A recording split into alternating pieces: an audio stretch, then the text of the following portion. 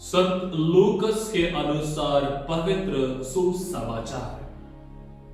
यीशु ने उनसे कहा, तुम लोग निश्चय ही मुझे यह कहावत सुना दोगे, वैद्य अपना इलाज करे। कफरनहूम में जो कुछ हुआ है हमने उसके बारे में सुना है, वो सब अपने मातृभूमि में भी कर दिखाए। फिर यीशु ने कहा, मैं तुमसे कहता हूं, अपनी मातृभूमि में नबी का स्वागत नहीं होता। मैं तुम्हें विश्वास दिलाता हूं कि जब एलियस के दिनों में 3.5 वर्षों तक पानी नहीं बरसा और सारे देश में घोर अकाल पड़ गया था, तो उस समय इज़राइल में बहुत सी विधवाएं थी। फिर भी एलियस ने उनमें किसी के पास नहीं भेजा गया। वो सीदोन के सरैप्ता की एक विधवा के पास ही भेजा गया था। और नबी एलियास के दिनों में इज़राइल में बहुत से कोढ़ी थे, फिर भी उनमें से कोई नहीं बल्कि सीरी नामन ही निरोग किया गया था। यह सुनकर सभागृह के सब लोग बहुत क्रुद्ध हो गए। वे उठ खड़े हुए और उन्होंने यीशु को नगर से बाहर निकाल दिया। उनका नगर जिस पहाड़ी पर बसा था, वे यीशु को उसकी चोटी तक ले गए ताकि उन्हें नीचे गिरा दे, परंतु वे उनके बीच से निकलकर चले गए। प्रभु का सुसमाचार। एक गांव में एक बुजुर्ग महिला रहा करती थी। लोग उनके पास जाने के लिए डरते थे। बहुत कठोर महिला थी। छोटी मोटी चीजों के लिए बहुत गुस्सा होना और लोगों को डांटना, फटकारना, और यही काम उनका था। और वो विधवा थे। एक दिन ऐसा हुआ, किसी कारण वो अपने पड़ोसी महिला से झगड़ा कर बैठती है और इतना झगड़ा हो गया कि दोनों में मारपीट में जाते हैं। और ये बुजुर्ग महिला को चोट लगने के कारण गुस्से से अपने घर जाती है और अंदर से दरवाजा बंद करके बैठती है। उसी गांव में हर साल छुट्टियों बिताने के लिए एक रानी आया करती थी।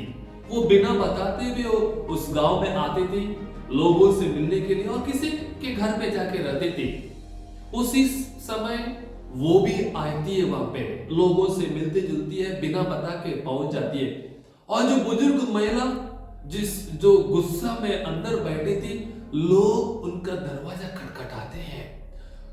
इतना दरवाजा खटखटाते हैं, वो दरवाजा खोलती नहीं, बार बार खटखटाते हैं, खोलती नहीं। वो अंदर से कहती है, खटखटाते रहो, थक जाओगे तो वापस चले जाओगे। ऐसे ही हुआ। और मन ही मन सोचने लगती वो बूढ़ी औरत, देखो मैंने किस प्रकार मेरे उन लोगों के लिए सबक सिखाया। मुझे गुस्से होने पर क्या होता है, कोई मेरे पास नहीं आ सकते हैं। दिन भर बीत गया, रात बीत गए, सवेरा हो गया और उस महिला का गुस्सा थम गया था। बाहर आके जब लोगों से बोलने लगती है, मुझे गुस्सा मत कराओ, गुस्सा करोगे तो कल जैसा दरवाजा में खटखटाते रहोगे, अब मैं कभी दरवाजा नहीं खोलूंगी। लेकिन जब लोगों ने कहा, लेकिन कल आपको मिलने के लिए हमारे रानी आई थी और रानी आपका दरवाजा खटखटा रही थी और आपने दरवाजा नहीं खोला, बहुत दुखी होती है महिला।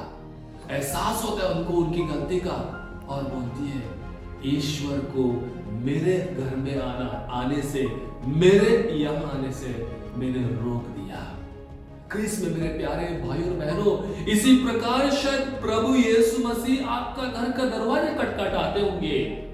शारीरिक रूप में नहीं, आध्यात्मिक रूप में आपका दरवाजा खटखटाते होंगे। जब आप गुस्से में हैं, जब आप निराश हैं, अकेलापन महसूस करते हैं। हम में से कितने लोग उस अंदरूनी आवाज को सुनते हैं, प्रभु का आवाज को सुनते हैं, देखिएगा आज के समाचार में किस प्रकार प्रभु कहते हैं वो अपने गांव में जाते हैं, अपने लोगों को मिलने जाते हैं। दो तरह के लोगों को हम देखते हैं उनका अपने गांव में। एक तरफ लोग उनकी बहुत प्रशंसा करते हैं, बहुत सराहते हैं, और लोग उनके पास आते हैं चंगाई प्राप्त करने के लिए, बहुत खुश हो जाते हैं। दूसरी तरह देखिएगा उसके अपने परिवार के लोग, अपने घर के लोग उनको अच्छे कार्य करने में रोक देते हैं, पत्थर सा बन जाते हैं, और उतना नहीं वो उनको खींच के लेना चाहते हैं, पहाड़ी से नीचे गिराना चाहते हैं। प्रिय भाई तथा बहनों, ये क्यों होता है? आपने भी अपने जीवन में अनुभव किया होगा। इसलिए हम दूसरों में अच्छाई देखना नहीं चाहते हैं, दूसरों की बुराई करना पसंद करते हैं।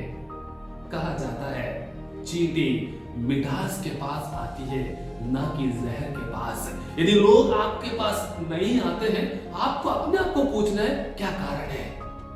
मुझ में गलती है या उनमें गलती है? गलती मुझ में होती है जब तक मैं मिठास को अपनाता नहीं।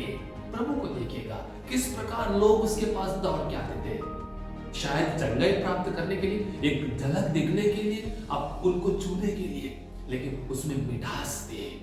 अपने परिवार के लोगों ने उनको ये अनुभव नहीं किया।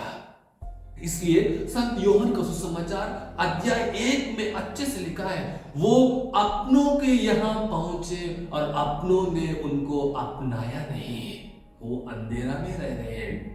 प्रभु हम सबों के लिए अपने हैं। क्या हम प्रभु को स्वीकार करते हैं? प्रभु यीशु को कैसा लगा होगा जब अपने लोगों ने उसको अस्वीकार किया। हम प्रभु के अपने हैं, उनके नाम पर बपतिस्मा ग्रहण किए हैं, मिस्र बलिदान में भाग लेते हैं, रोटी के रूप में प्रभु को ग्रहण करते हैं, इस पवित्र सुसमाचार को सुनते हैं, पढ़ते हैं, लेकिन कितने बार प्रभु को अस्वीकार करते हैं। मेरी श्रद्धा कैसी है, आस्था प्रभु में किस प्रकार की है? जब मैं कैथेड्रल जाता हूँ, ग्रोटो के सामने मैं देखता हूँ कितने गहरे क्रिस्तीय बहुत श्रद्धा के साथ मां मरियम के पास आके प्रार्थना करते हैं। हम में से कितने लोग ग्रोटो पार करके जाते होंगे, गिरजा पार करके जाते होंगे, कितने लोगों के पास समय होता है अंदर जाके 1 सेकंड 1 मिनट के लिए बैठ जाए?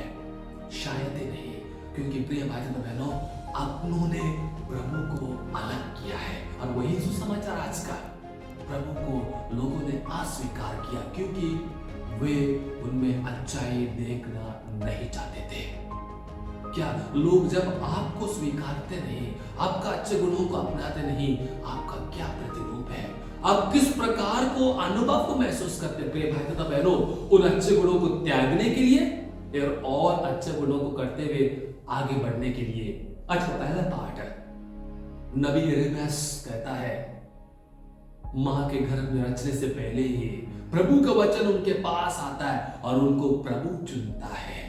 प्रिय भाई बहनों, आपको और मुझे प्रभु ने चुना है बपतिस्मा द्वारा, एक नेक इंसान बनते हुए प्रभु का सुसमाचार को दूसरों में बांटने के लिए। आज हमें पूछना है, क्या मैं इसमें आगे बढ़ रहा हूं या नहीं?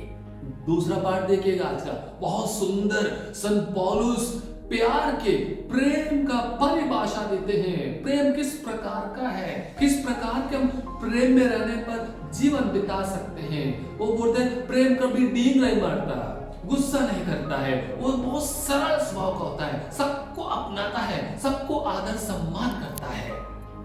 मेरे जीवन में किस प्रकार के गुण है जो प्रभु ने मुझे दिया है? क्या मैं दूसरों में बांटता हूं, मैं अपने पास रखता हूं?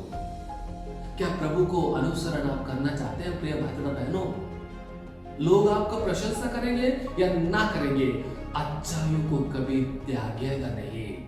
दूसरी बात प्रभु आज का सुसमाचार से आपको और हमें देते हैं विश्वास की बात। जिसके पास विश्वास है, जिस विश्वास को आप नहीं देख सकते हैं, उसके पास प्रभु जरूर है, प्रभु जरूर है।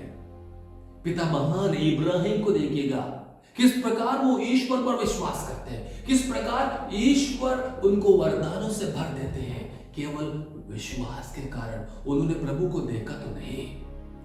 प्रिय विश्वासियों, हम भी ऐसा करें। विश्वास देख नहीं सकते हैं, अनुभव कर सकते हैं, अपना सकते हैं, चल सकते हैं, तभी प्रभु के जैसा ही हम भी दूसरों के जीवन में अच्छा इंसान बनकर जीवन बिता सकते हैं, नेक बन सकते हैं और प्रभु के राह पर चलने के लिए आह्वान दे सकते हैं।